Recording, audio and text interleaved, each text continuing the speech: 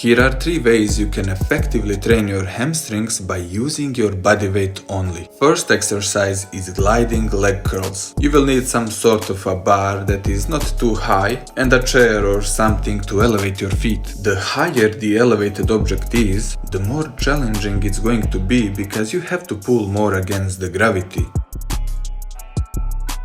Start by extending your hips all the way up and pull your body by flexing your knees all the way in while digging your heels into the elevated surface. Then hold it for a second and focus on feeling the contraction of your hamstrings. Then slowly return to the starting position.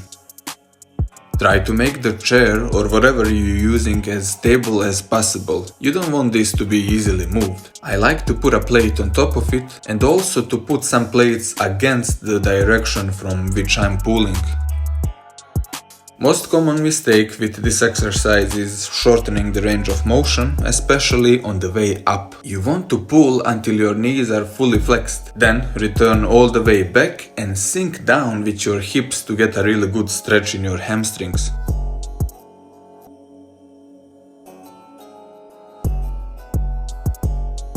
Next exercise is a Nordic leg curl. For the setup, you're gonna need some sort of soft surface for your knees and a place to anchor your feet. Anything stable is going to work. I suggest to avoid having your feet into the plantar flexion. I'd rather see you lift your toes up and keep your feet in more neutral or dorsiflexed position. Once you're all set up, you want to slightly lean your torso forward and create that anterior pelvic tilt by arching your lower back. Then slowly go all the way to the floor, catch yourself with your hands if necessary, and then come back up to the starting position. Avoid rounding your back as you go down. Make sure that you keep your anterior pelvic tilt throughout the entire movement.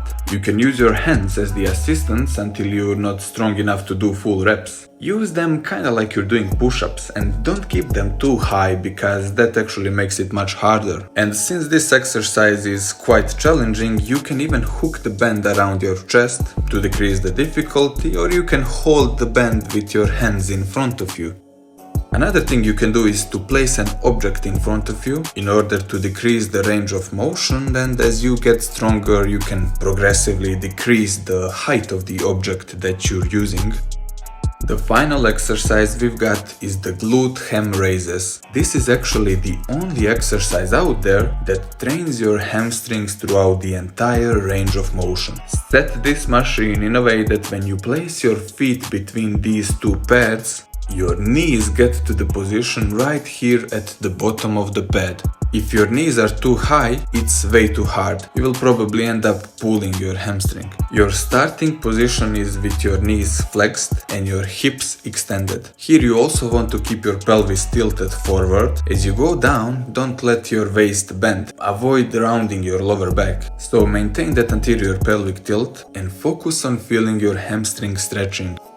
Once you reach the bottom position, your hips will be flexed and your knees extended. From here, just pull yourself all the way back up by extending your hips and flexing your knees. This exercise is pretty hard, so you can only focus on the negatives if you're not strong enough, or you can just use the hands as the assistants by pushing against these handles in front of you to adjust the resistance.